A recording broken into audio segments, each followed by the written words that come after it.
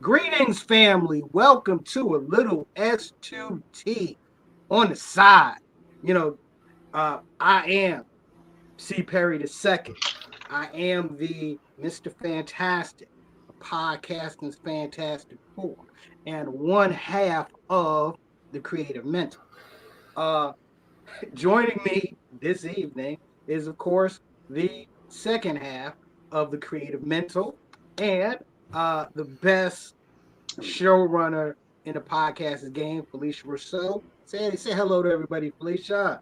Greetings and salutations this fine evening, everyone.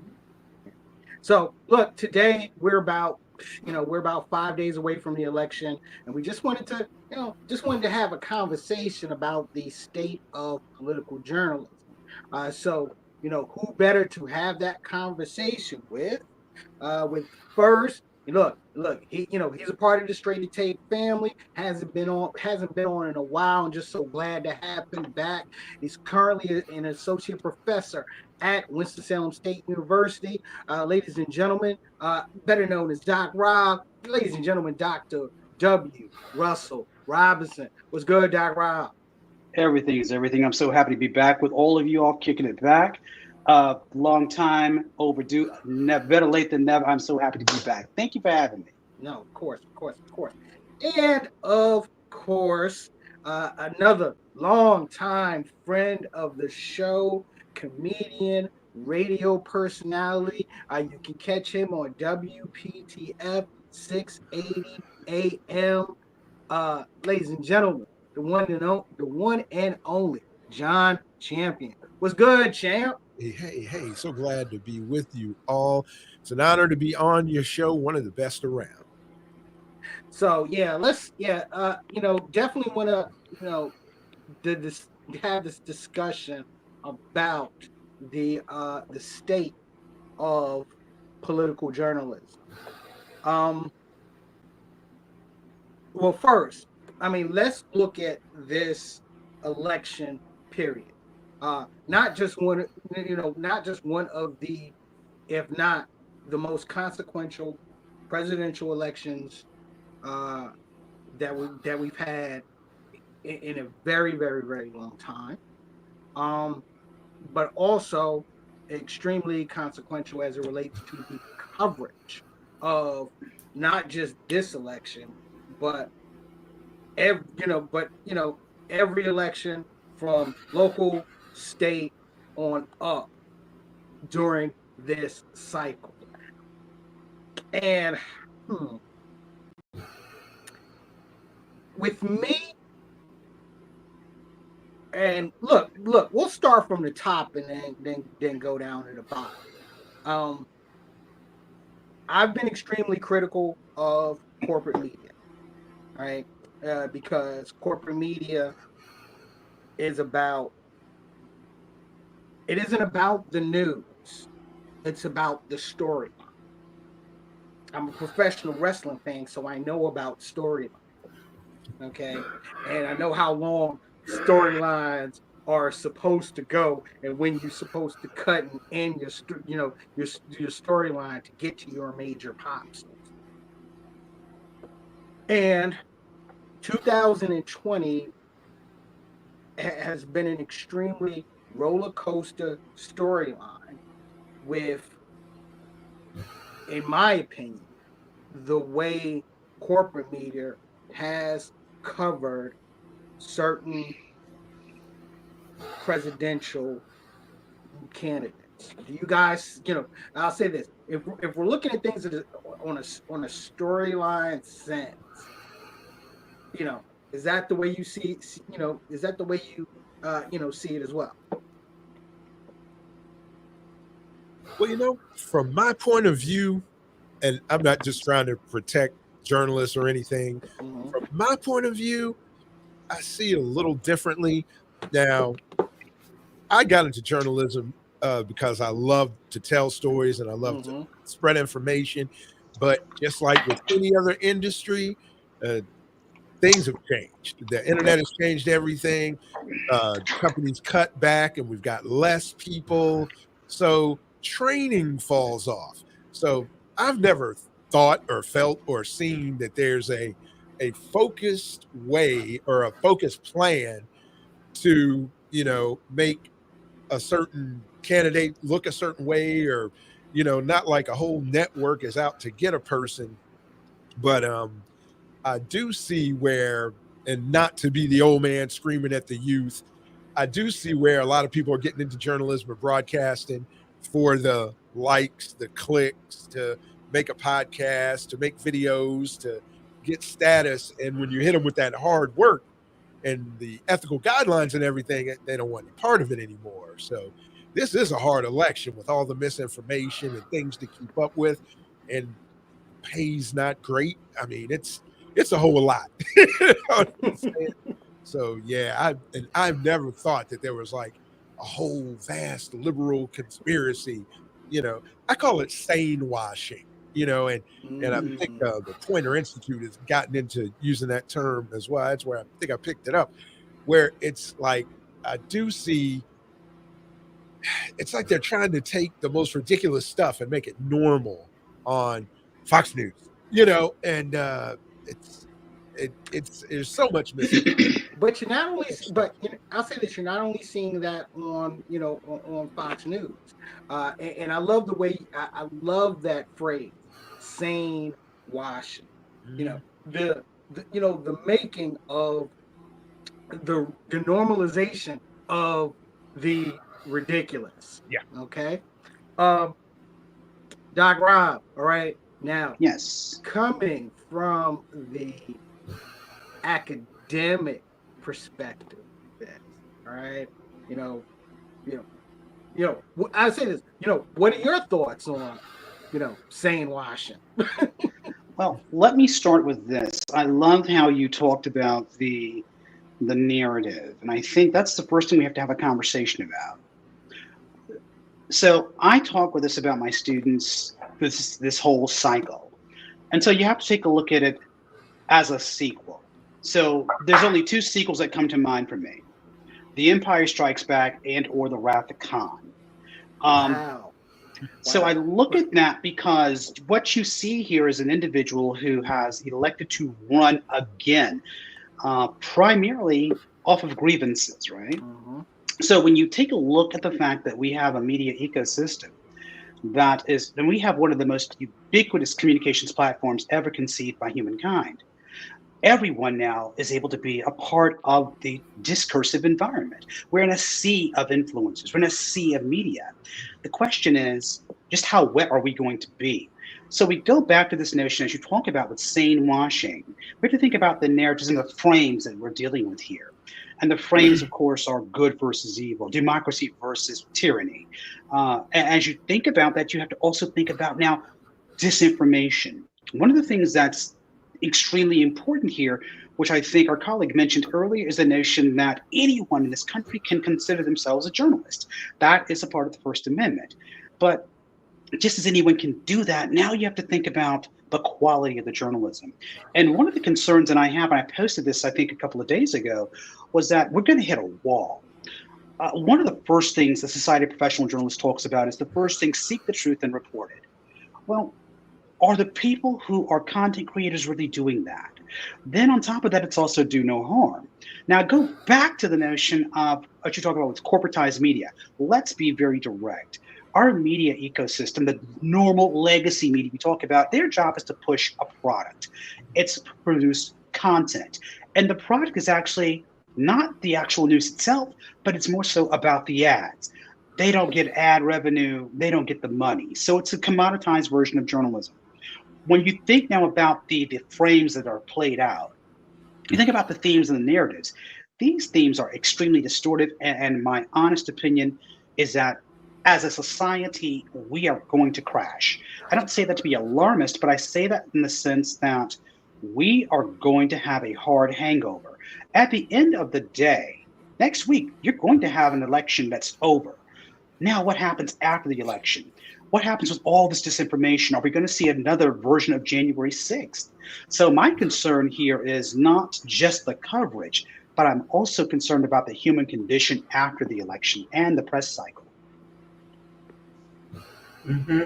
Let me say that I think that we are kind of based in the knowledge of media, right? I went to the best high school around. At Enloe High School, I had a good education in TV production, majored in communication undergrad, and I never worked in a newsroom, right? I didn't go into it, but I know what it's supposed to be. And the business of media, I know very well. Most folks don't. And while I'm able to decipher facts, not based on what I see on television, most people take it as truth. And I think that's very dangerous when people just take it, Fox or whatever, as fact, and don't take the time to their detriment or not, to decipher the facts and find their own truth. They just kind of take it for what it is, and then you end up with these January 6th.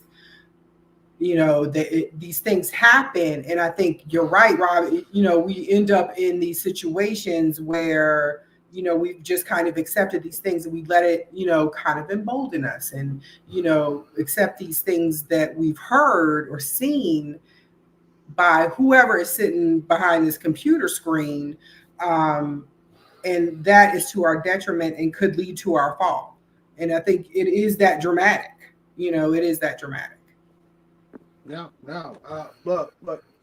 I'll say this. Everything, well said.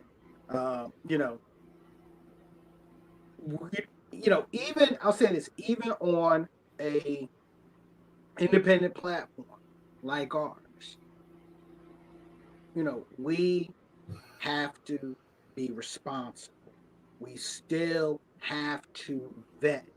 If we get news and we get a source, look, it's something, and this is kind of letting you behind the curtain, so to speak. There are things that we will discuss behind the scenes based on the information that we have received. All right. But we still have to properly vet that information before we can speak on that information, right? Look, trained journalist. However, I don't consider myself a journalist on this platform. I am a social commentator, right? Mm-hmm. Because I'm going to speak I'm going to speak the truth with my opinion. However, I'm not going to put the truth out there unless that truth is vetted, verified. Okay, it's got to be, it has to be verified. Okay,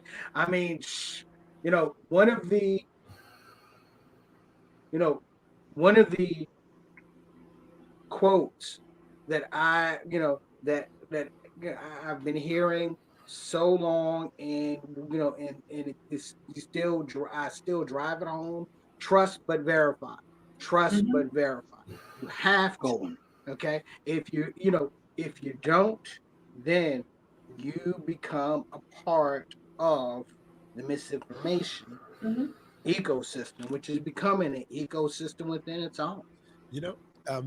I saw something with this whole the eating the cats, eating the dogs, the whole apartment New Jack City takeover thing. I'm looking at this stuff on Twitter or X, and to me, it was easy to see that, okay, somebody's taken a video from a city council meeting somewhere else and created this story and strung all this stuff together.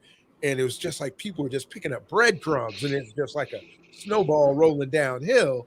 And you got to think, this is, stuff that's easy to, this is easy to disprove, but rather than anyone trying to disprove it, it just took on a life of its own, and people believed it, and even up to the highest levels of power. And it's a scary time. Yeah, but to the consumer, it's about having the ability, the gumption, the herewithal to do your own research, research. Okay. But where does the responsibility lie? Is it buyer beware? right? You're doom scrolling at 3 o'clock in the morning. Do you go to, AP?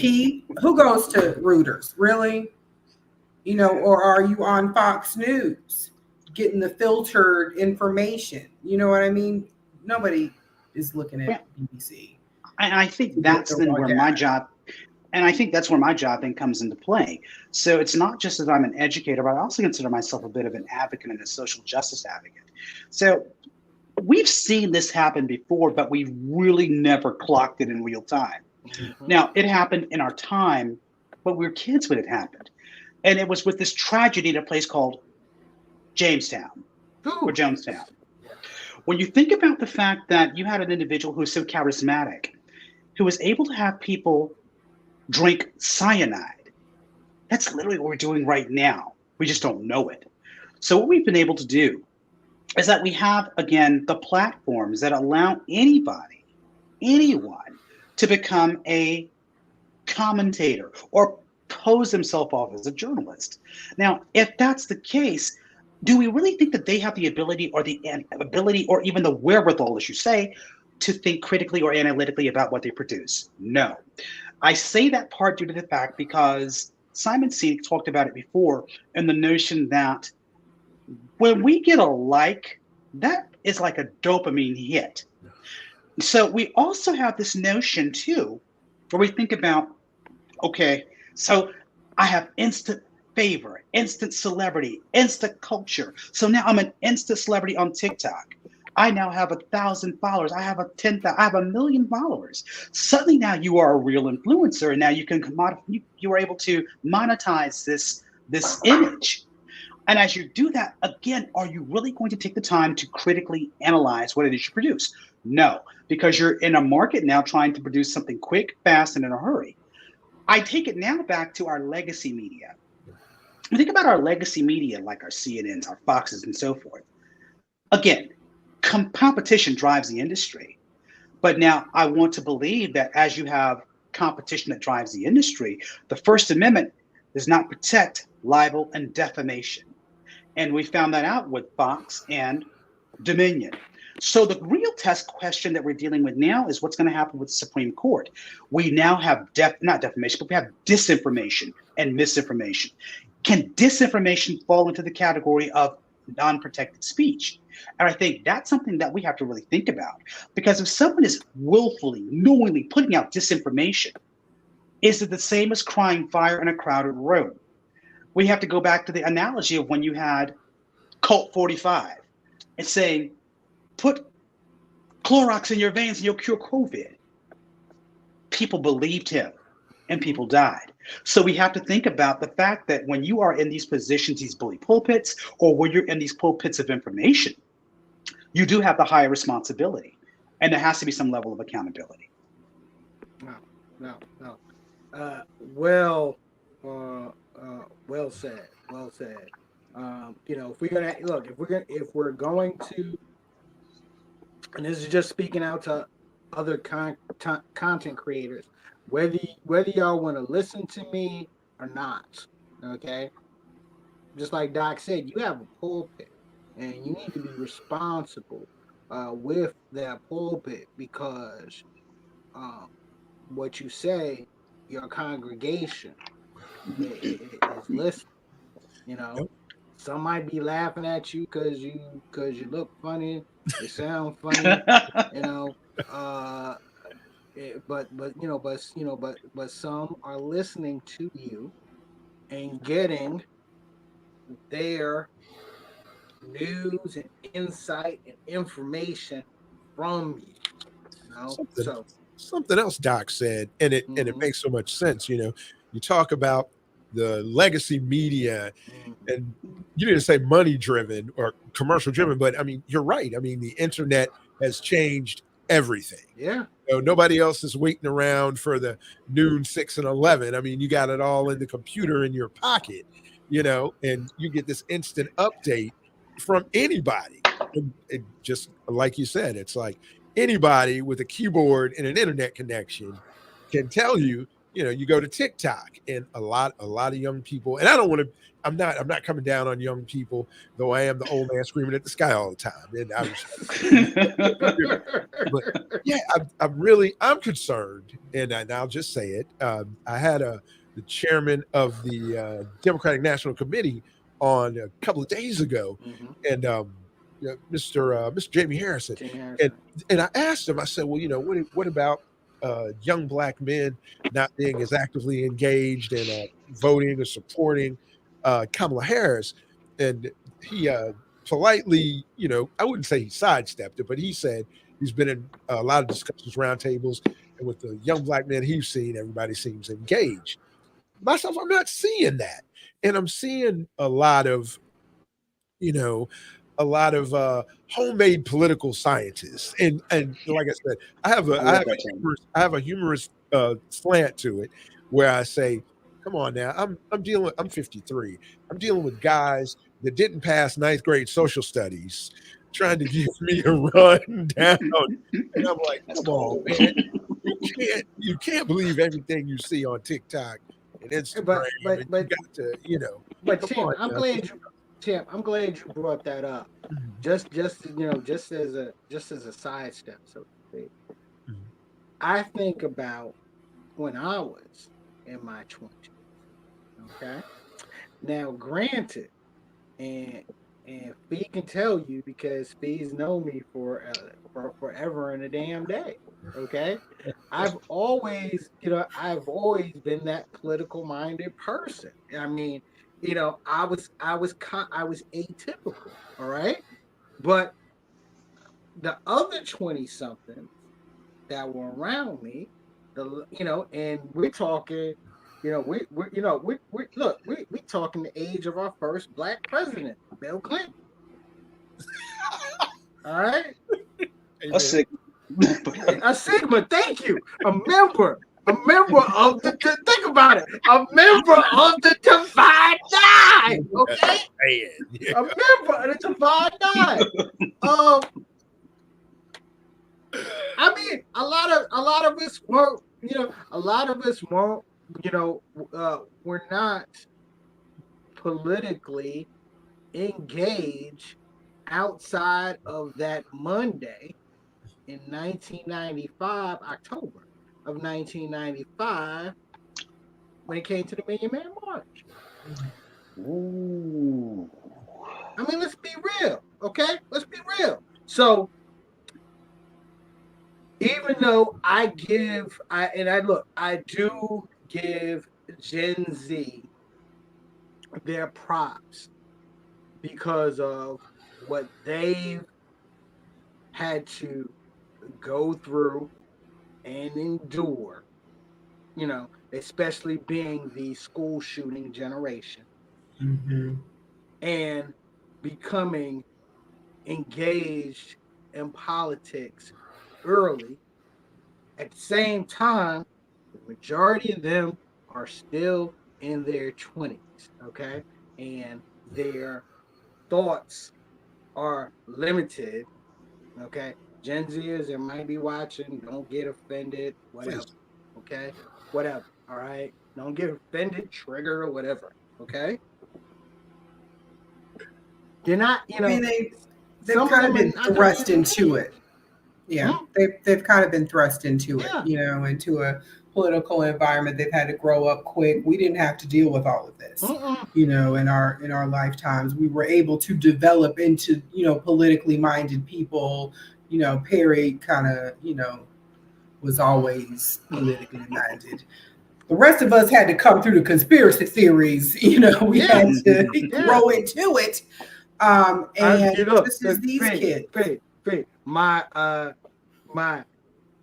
Beyond the Pale Horse crew. We all went through it. You know what I mean? My ISIS Papers crew. ISIS Papers, we all did it. That's I still have a copy. But these kids have, if you think about it, they're going through that too. They have to, you have to get to it. You have to go through it to get to it. And unfortunately, they're being monitored very closely. And, I think people talk about how, more black men are voting for Trump. I don't believe all that. The metrics don't add up. It's the same amount of black men voting the same way they always do. I think it's a lot of hooey. And it's, I think, coming from the red side to get more to vote their way, really. But it does kind of, show the spotlight, right? That these times that we're in are very focused on politics, as they should be. It does matter. And the spotlight is just, kind of on us. We matter. But I will, it just kind of comes back to the importance of the voices of these kids and of us too. And to bring it back to journalism and how Champ was talking about the internet, there is a quality to it, I think, of giving everybody a voice and a chance. And back in the day, when we were coming up, it was limited, right? There was an elitist view. Only a few were on television. It was mostly white men. So there is kind of a thing of, giving more people a chance to get their voices heard. And with that, you kind of have to have an empathy for that voice. It's maybe not going to be what you want to hear all the time. But, you still have to listen and take it, as you should, with a grain of salt. Maybe, it doesn't add up to what you want to hear, but you still have to consider and still determine whether you believe it or not, right? So, I think we should approach media in that way, especially news. Don't take it as the truth. Take it and then go read. And then go seek other sources. I think it's lazy, to just believe what comes across the screen. Felicia and I were talking the other day about just that thing. It's like, I think we were saying you saw someone interviewing someone and you were wondering why they didn't follow up with a more challenging, don't ditch. I think a lot of times, and not to protect the journalist, but I really see it happening. It's like, and it all goes together. It's like, all right, we got to sell these ads. All right, you've got, 4 minutes, do your story, do your package. Not 401, not 359. You got to get this thing together, So, no, we're going to have to, once we get it shot, we might have to cut something out, just because, right. Like I said, you got to feed this beast, feed this 24-hour news machine. Make that money. That money. Exactly. And that's to your detriment if you are only watching and believing one source. Hello, Fox News. But this is what Champ and I were talking about the other day. There was a certain network that had asked Trump about the Puerto Rico comments that the kid made at the Madison Square Garden. Okay. And he said he didn't hear it. I didn't hear him say that. So the certain journalist kind of went on to the next, bit of the next bit. And I'm coming from a place of, right, woo-saw, right? So where is the follow-up person? Like, why didn't you press him for the next? Well, here's what he said. What do you think now? Right? Where's the next part of the question? And what Champ was saying, well, the package probably called for, we need to cut here. We need to edit here, get to the next story. That is not serving the public well. But Doc Rob, I am so curious. Yeah. I know, because when I'm hearing that, I'm going back to exactly what you're talking about. So let's first of all redefine what the term a journalist really is. What is a journalist? Because, see, you have individuals who are talking heads. Then you have those who actually get their feet dirty and do the storytelling. They actually vet the information. So I looked, I think, at the same interview, and the problem here is that in my honest opinion, I'm entitled to my opinion. I believe that the individual who you're talking about is not a journalist, but a pundit. And I think because of how we look and how we've been conditioned to look at what a news desk looks like, and it's almost like the white coat syndrome. We see someone behind the anchor desk. We believe that they're getting us the news. We believe that Anderson Cooper is telling us strictly the news. No, they're giving us their opinion. We need to actually be able to tell the difference between what a pundit is, and then what a surrogate is, and then what is a real journalist. You have individuals who, oh, I'm gonna call his name Tucker Carlson. He got booted from Fox. Got booted. And of all things journalistic integrity, he is not a journalist. Bill O'Reilly, not a journalist. But you take the conventions of what we believe as the true soothsayers out there. You have a desk, you have the flag behind you, and you have this whole thing, and then and whatever.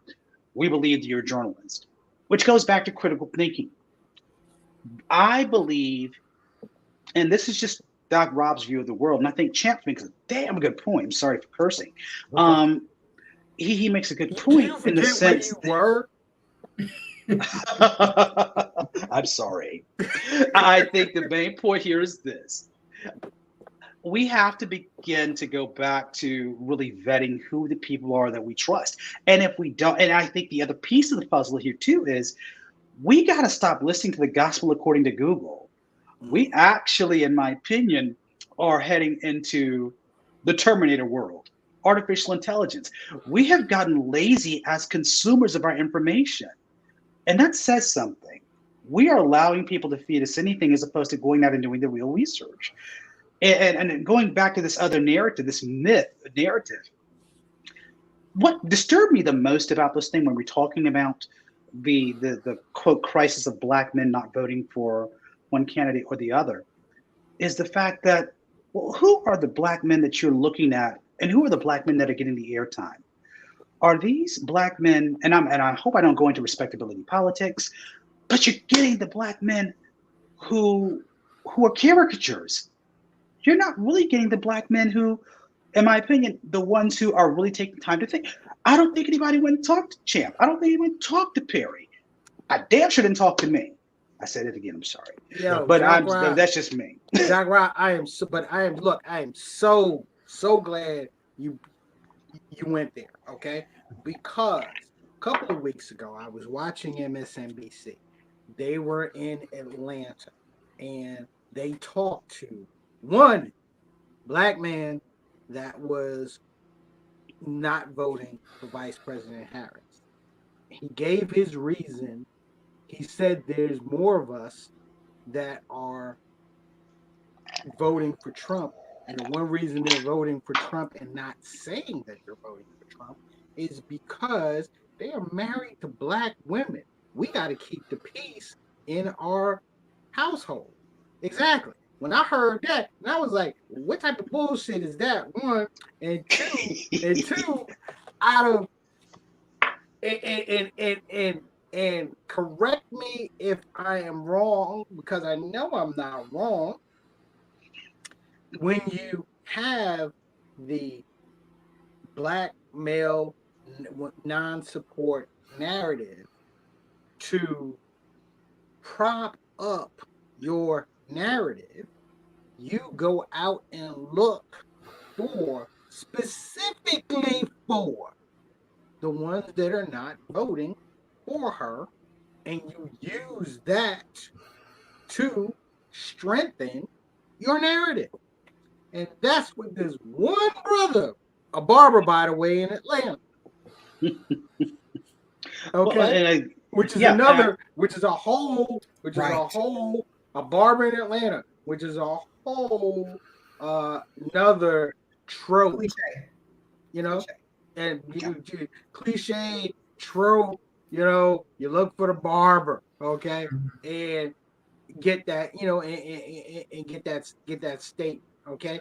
And I'm sorry, every time I hear, the Black man not voting for, okay, this is, and I've said this before. I've said this on the, on the main Straight Tape show, which you can hear on Tuesdays, 8 p.m. Eastern Standard Time on YouTube, Facebook Live, and on Twitch.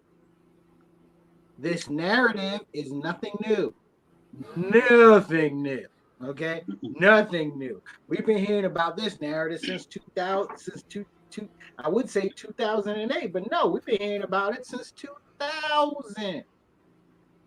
And every in every presidential election cycle, it still equals up to the same 12 to 14% that always vote that way. May not know. The thing that's very interesting to me, I'm going to go back to the Mhm. political messaging year. I'm going to go ahead and look. I'm going to get to that elephant in the room, but I want to talk about this other piece too, which I think is important. And that is, I think someone named Diamalo had a very interesting book. It's called Rent a Negro. Mm. And what I see every time I see Trump or I see the other side is I see them get the Rent a Negro person, and that is their avatar for Black people. Yep. That to me is the most visceral disservice from the same man who says, I see problems on both sides. This person who essentially is talking about racism out of his mouth anytime he speaks, who was dead silent on what happened when those statements about Puerto Rico was made. So that's one thing. But the other Rent a Negro, which we have not talked about, and I think it's important we talk about it, is the political messaging of that person named Mark Robinson, of which I am no relation. I always have to say that now. And I say that because we talked about it when we were in the back room. And I think it's important that this man, I thought that it was kind of contrived, but I think you all said he said the right thing, right time. And they're like, ding, ding, ding. He hit all the buttons. And then he became, again, their surrogate. He was basically their version of Stephen for us. I don't mind calling him that. And the problem is that this person, unfortunately, got votes. He's getting votes, Mhm. which is scary to me. Scary, but once again, not surprising. I wish, like I said, his ascension, and remember, he won that election by a slither. He didn't win that election by a, by a great margin. He, you know, he won, he won that election within the within the margins closely. I mean, if I remember correctly, correct me if I'm wrong. He won that election by about 0.5%. He won that election by enough. Yeah, I agree. And if I remember correctly, I mean, he was like a folk hero there Mm-hmm. in the Greensboro area. He did like what Perry and everybody's doing. It's like he started speaking out, going to places, being very independent.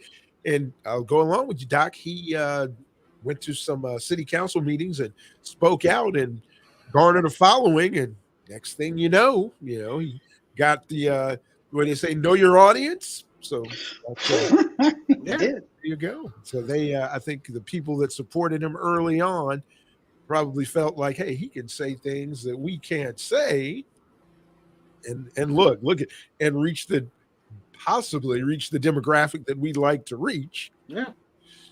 Yeah, Speaking as a person with ovaries, Thank you. you win that conversation. That's how you start. I like that intro. that shit is disgusting. And I cannot believe this is where we are. Like, we'll leave the national shit out of it. As a state, and I know North Carolina, we're real good at nationally going red and gubernatorial races, being blue. Just we do some crazy stuff. But boy, oh boy, this one is beyond me. How he can let that shit come out of his mouth with a whole wife that he made sit in them commercials, and that she sat there, and then the things, and I won't even, because boy, the porn site things that he was supposed to have typed with his own fingers. And then we'll let that go. Because maybe I'm just going to hope that. No. I don't can't even, let that I can't even fathom. But look, who brings pizza to a porn shop? I don't even Tell me who brings pizza to a porn shop. What happened? Who He brought wants to edible eat food that pizza? into a nasty, And this was before porn. DoorDash too, right? Okay. That's nasty. Any hoots, we'll leave that. But what I saw, like witness come out of his mouth about women and skirts and all that shit, like, and you want to lead women in this state? That's what you want to do? But you don't even see me as somebody that can make my own decisions. But you want me to fill a circle next to your name? I'm not capable of making my decision, but you want me to make that decision? Corn pizza. Okay. Keisha.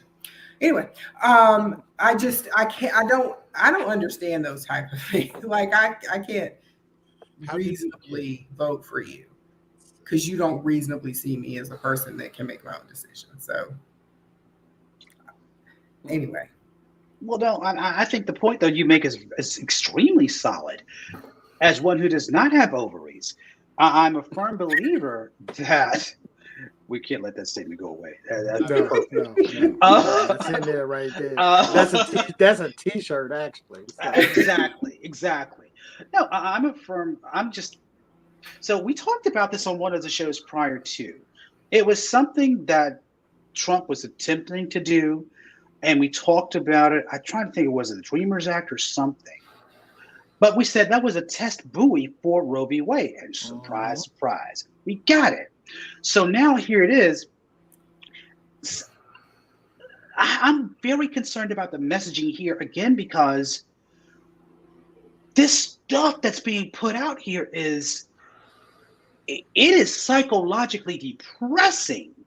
Right. So when you think about this and you hear this ad nauseum over and over, and we're doing this not just to people who vote, but we're doing this now also to little girls. Mm-hmm. We're doing this now to believe it or not, even young boys. Mm-hmm. You have an individual who has run on a platform of hate. And the thing is that our press refused to cover that. That's right. Why I'm thinking we have a problem. It's like this is where we pull what's going on. Why is it that we are not having this conversation about how are we covering this? We're doing something that's incredibly wrong. As journalists, and I'm not one, but as one who studies this and researches this, the fourth estate in this country is the watchdog. But what happens when the watchdog goes blind? The watchdog in this case needs to turn an eye on itself. Because if you're not covering this stuff and look at, well, how are we covering this? We're making serious mistakes because we're now beginning to do harm to the general people. To be honest with you, when I see those commercials with Mark Robinson saying, "It's not your butt," I want to gag. And I want to go find him and just throttle the cat. And I'm a very nonviolent human being. But how in the world is that you can say this about this when your mother is a woman, right? When you basically come from a woman and then you marry this woman who says, "We don't believe in abortion," and surprise, surprise, you have one. So no, this hypocritical candidate who was endorsed by Public Enemy, charges 1 through 34, felon. I don't understand why I'm just baffled. I don't think we're on Earth 1 anymore. Right. It's amazing, I think, that if you have the gumption to look at these commercials, just watch the news and pay attention to the commercials. And one party is about hate mongering and fear. Every candidate is about hate mongering and fear. And then the other party is about solutions. Let's do this, y'all. We have to do this.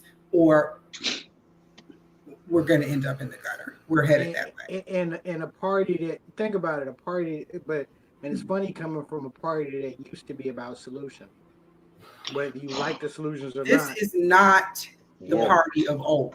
Wait. I got to bring this in. This used to be the party of law and order. Thank you. Hello.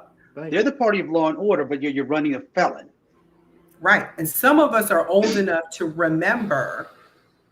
And I don't like that Reagan shit. I don't like hearkening him to be like the beacon of the Republican Party. Like I remember trickle down and Reaganomics. He ain't no beacon. Mm-mm. So, but I'm But old he was a enough. showman. He was a showman. I get that. He was an actor. Let's Yeah. keep it a book. So, but I'm old enough to remember when they were a good part. I voted Republican. You could do that. You could vote for your values. You could be for small government or fiscally conservative, whatever the fuck. You could do those things. You can't do this shit no more. Yeah, no. And it's no. not Trump. It's not Trump. I mean, look, I can remember, look, you know, look, we all Gen X's, okay? We all old as that, all right? Thank goodness. You know, I don't know what you're talking about. This is Anyway. just genetics. But anyway. anyway. I mean, look, my favorite governor in the history of this state, since I've been in this state, was a Republican, and that was Jim Martin. I've always been a big Jim Martin fan. I was always a big Jim Martin fan. He was always my favorite governor, in the history of this state since I've been in this state. Okay, and I always appreciated the fact that he ran for governor, won the governorship, served as governor, and then went to hell about his business. Right. Never popped up again. Never went, never tried to run for senator or none of that. Went to hell on. Exactly. But these Republicans you got now, these Republicans you got now, and this goes back to the messaging piece about this guy. I'm still baffled that he was able to get people to vote against their own best interest. He tried. And the thing is that with the Affordable Care Act, I'm also baffled at the fact that, I'm not baffled, but the base, what he was able to do. I mean, the man had a political commercial for 10 years called The Apprentice. Mm-hmm. And as he was able to do that, he also was able to start the birther movement. He was able to start a pipeline, moral panics. He did this. And so he appealed to the guttural levels of America. He appealed to those who felt that they were viscerally disenfranchised. And again, I hate to say it this way, and I want to make sure I say it in a way that's palatable. But I love the fact that we elected Obama. But as we elected Obama, we also should have been prepared for the backlash. Yeah. Mm-hmm. And we weren't. No. I lost. I can be honest and say that I lost friendships because of the election of Barack Obama. Because they couldn't take it. Right? They couldn't take it. I mean, I mean, there's there's one cat, and and he was a cat from Mississippi. All right. And I loved him to death. We got into an argument about a post, and his post was about about Obama, and we've never been this racially divided, and he blamed it on him. And I was like, and my last post and conversation to him was, motherfucker, where you been for like the past 20 years?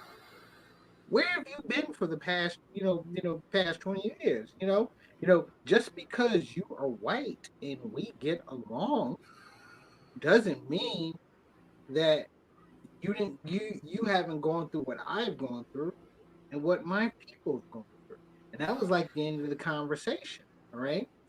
It brought, his election brought out you know, brought out, the underbelly of race that this country has never addressed, and it, and it led to the ascension of Trump, and in a journalistic sense, it led to the normalization of of Trump and his men, Mhm. which should have, yeah, which in a which in another generation would have never occurred. Okay, but at the same but at the same time, the gatekeepers started losing their power when Napster blew up. Think about that. Hmm. Okay. I wonder, my question. So, what do we do after the election to, either way, whoever Mm-hmm. wins, it's going to be some hurt feelings and upset Mm-hmm. people. So what? Man, that's an understatement. Yeah, yeah. I saw a really great commercial. You're talking about governors with former Governor Easley and former Governor, I think that is Governor Martin, and they're together saying that they support and encourage however the election comes out. They want to let people know that North Carolina is a Yeah. great state and is going to do the right thing and make sure they have a fair and balanced election. And I just wonder how will we proceed after all this? Because woo, yeah, we're Look, divided. look, I'm look, taking the fucking day look. off. I'll tell you Yeah, that shit. yeah. I'm Champ, taking a mental So week about off. yeah. that. Champ, off deck for a second. Off deck for a second. I can't stand Mike Easley. I can't stand Mike Easley's family. Okay. I'm sorry. I'm gonna be real right now, okay? Mike Easley set the Democrat, and look, and I am a registered independent, but Mike Easley set the Democratic Party in the state of North Carolina back 10 years. Okay. Go I look can at buy it, that. go look it up and track it. The reason why there's a super majority in the state legislature, you can find the roots on that on the fuck ups of Mike Easley. Well, damn. I think the safe thing that I would start with this champ, and I appreciate is Russo. I think the idea is that we're going to have to take a mental health day, a mental Mm-hmm. health week. And one of the things I talked to my students about was this notion: you got to unplug. You're going to have to unplug. And I say that for your sanity. So this is how the election hit me personally last night. Um, Unfortunately, TikTok is like my guilty pleasure. But as I'm looking at TikTok, I'm looking deeper and deeper and going down the rabbit hole. I see something and I become emotionally aroused.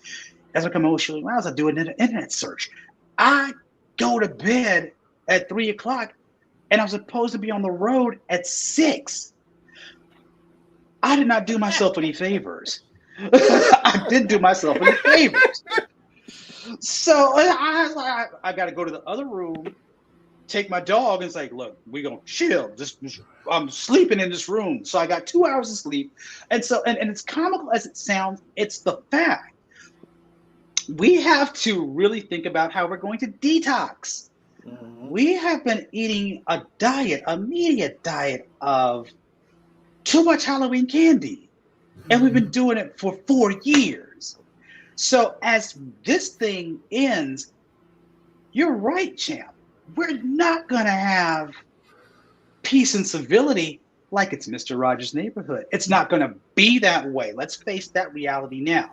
Now, the question is, how are we going to be friends with the people who showed us who they really are after this? Because that's going to also be another thing. We're going to be in a, history is cyclic, and I think we're headed for another depression. I hate to be that direct. I agree.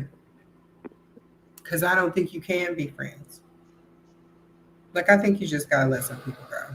Like, at this point, you don't mean me well. If you think you are in some way superior to me, you mean to tell me I if you vote for that plugger, like we can't be friends.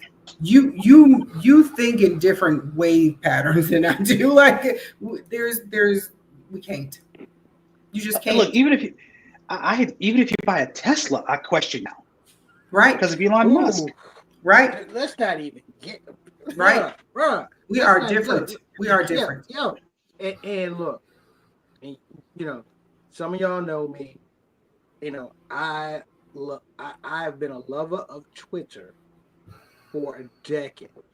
Okay, and now I can't even get on X. A lot of times I can't even get on X because you know a certain Tony Stark's wannabe has turned turned a a great platform into a freaking cesspool. All right. Justin Hammer, not Tony Stark. Justin Yeah, Hammer. you're right, Justin Ham. You're right, Justin Ham. But yeah, turned it into a cesspool, man.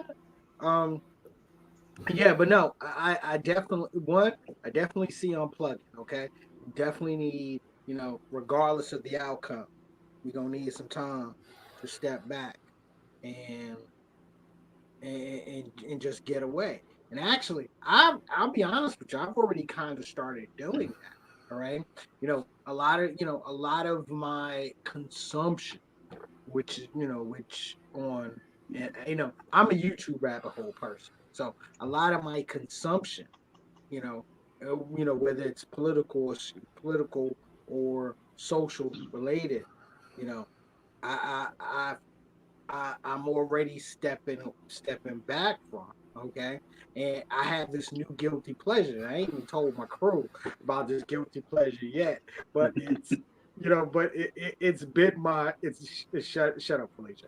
It's been my step away. It's been my step away what I've been what I've been watching the most lately.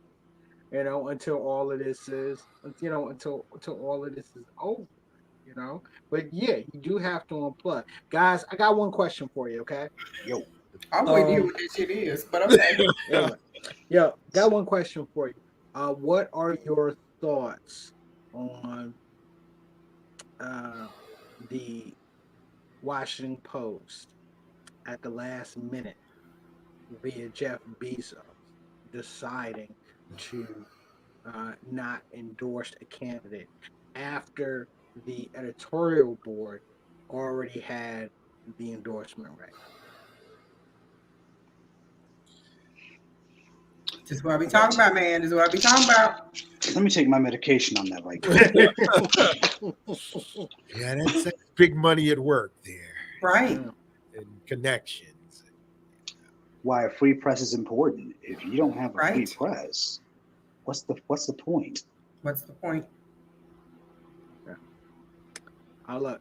I'll say this. I don't have a problem with a newspaper or a news platform not giving an endorsement. I don't have a problem with that. Okay. My problem is when you do it this late in the game. Okay. When you do it this late in the game, and the way that, because I mean, there have been other papers that have said we're not doing endorsements, and I'm cool with that. Okay, I am absolutely cool with that. But those decisions were made back in August and made back in September. That's cool. Once you get into October,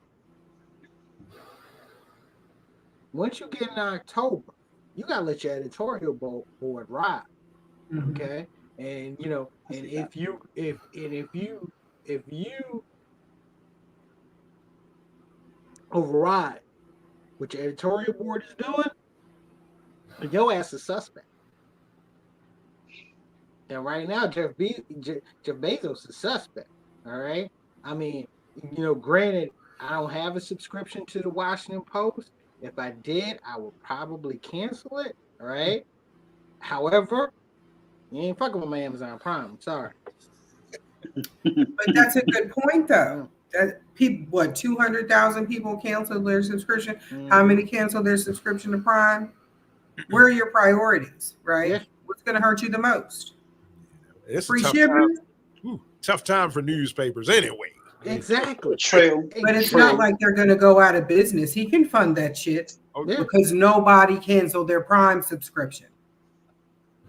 That's At a all. good point. Hey, Pierre, I do have one last question for you, though. And I want to, and I don't know if you're going to do this as a follow up, but I think this is a very serious concern. We talked about the nation of what's going to happen after the election. What about our safety concerns? Because I'm very concerned about one, if Kamala wins, we want her to win. I mean, this is like G.I. Joe versus Cobra. So my thing is, how do we celebrate this victory and make sure that we can do it without having to watch our backs? Or do we have to now become a culture of, okay, we're walking into the room now with our backs to the wall? How do we do this moving forward? Because I'll be honest with you, one of my big concerns is my safety of my family. I just can't have nobody acting a wild fool because I just can't do that. No, look, that's a great question. I'll be honest with you. That is everybody's concern. Okay. What you know, on that what's next tip. I look, I'll be honest with you. I don't know. All I can say is stay vigilant, stay aware. All right. Uh, if they look suspicious, punch them in their motherfucking mouth. I'm dead serious. I'm dead serious about it. Okay. Um, you know, I'll say this: poll day, election day has me worried. Okay, it does. Does have me worried. I want to, let's just say this: I want to be in the house and watch those results. Okay, and I want to be safe in my house watching. Okay, because if I'm out in the streets and somebody's acting stupid, I'm gonna have to punch them in their damn mouth. I mean, let's just be real. I'm sorry. I hate to say it like that. I really, truly hate to say it like that. But you're not messing with me. You're not messing with my family. Simple as that. You know, if you want to get stupid, you getting punched in the mouth. And it's tense out there. I mean, you can already feel the tension. Yeah. On the roads when you're driving. Yeah. It won't take a whole lot. No. And my fear is that, again, we're not our ancestors. I'm going to let that be that. We're not our ancestors. No. We're not our ancestors, okay? We're not our grandparents, some cases, great grandparents, that followed the Gandhi. Okay? I'm sorry. Our generation was more influenced by Malcolm than influenced by Martin. And Public Enemy and NWA. Right? Thank you. Whew. Guys, look, I ain't gonna keep you long, but I've enjoyed this conversation.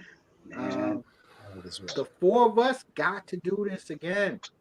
We got to do this again. Thank you so much for having me. I am 10 toes down anytime. You know me. Of course, bro. Of course. I enjoy making new friends tonight, meeting some new people. Russo, Champ. I want to be with this squad again if we can make that happen. Look. It's definitely. I'll say this is definitely going to happen again. And look, I don't know if y'all noticed. Okay, I've been trying to get Felicia out there a little, a little bit more. She's been behind the scenes the whole time. Okay, but you serious? Yeah, but look. Felicia is the engine that makes this go. She's been the engine that makes this go for the longest, for the longest time. But she, but always now it's different because I want to make sure, we want to make sure that she has her opportunity to let everyone know who she is. And, this is our second, a little S2T on the side, Mhm. and and it's going to be more. Felicia's going to be a part of it. So, but I Yeah. definitely want the four of us to do this again. Oh, please. Definitely. Thank you so Now, much. you know I'm down. There you go. Thank you, gentlemen. Thank you so Thank much. you. And ladies and gentlemen, next week, like I said, 5 days away from from the election. Don't be Vote, surprised. y'all. Yeah, don't be Like your surprised to life see depends on it. Please, because exactly, it does. Please, because it exactly, does. exactly. Yeah, make sure you out there doing your civic duty for real. If you haven't, uh, don't complain afterwards. Then I always say that. Don't complain afterwards because if you didn't take your opportunity to do your little one small thing to make changes, okay, to support change, then you know when the ship goes down, you know, you just ain't ready because you ain't do your part. Shut up. On That's just behalf of those with ovaries. boom, We right got to there, get the For shirt. right us, there, yo. Yeah, all right. I right want there. that shirt. You need to trademark that. And Yo, shall. Please. yo, Keisha, did you hear that? That's the shirt. That's the shirt. Okay, so we gotta make sure we start getting those out. But look, ladies and gentlemen, for tonight's crew, thank you for joining us on a little S2T on the side. Once again, make sure you vote. Catch us next week. Yeah.